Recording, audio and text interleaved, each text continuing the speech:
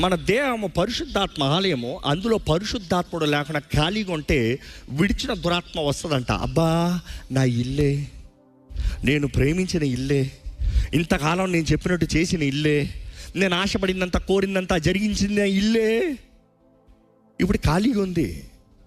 దురాత్మలకి చక్కగా అంటే ఇష్టం ఉండదు, గందరగోళం అంటే ఇష్టం. ఒక కుటుంబంలో ఒక వ్యక్తిలో దురాత్మ ప్రభావం ఉందంటే గందరగోళం ఉంటుంది, ఆర్గనైజ్డ్ ఉండదు, స్టెబిలిటీ ఉండదు. ఈ దురాత్మ తిరిగి వచ్చి చూసి నా ఇల్లు ఖాళీగా ఉందని లోటకు రాదంట. ఏం చేస్తుంది మీరు చెప్పండి? తెలుసు కదా వాక్యం. దానికన్నా చెడ్డమైనా మరొక 7 దెయ్యాలను తెచ్చుకుంటుందంట. బైబిల్లో రాయబడింది, యేసు ప్రభువు చెప్తున్నాడు అన్నమాట. ఒకేసారి ఆ 8 కలిసి లోపలికి వెళ్తాయంట. ఆ వ్యక్తికి ఇంకా విడుదల ఉండదు. తన మునపటి స్థితి కన్నా కడపటి స్థితి ఘోరంగా మారుతుందంట.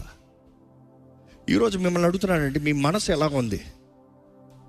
మీ మనసులో శుద్ధి ఉందా?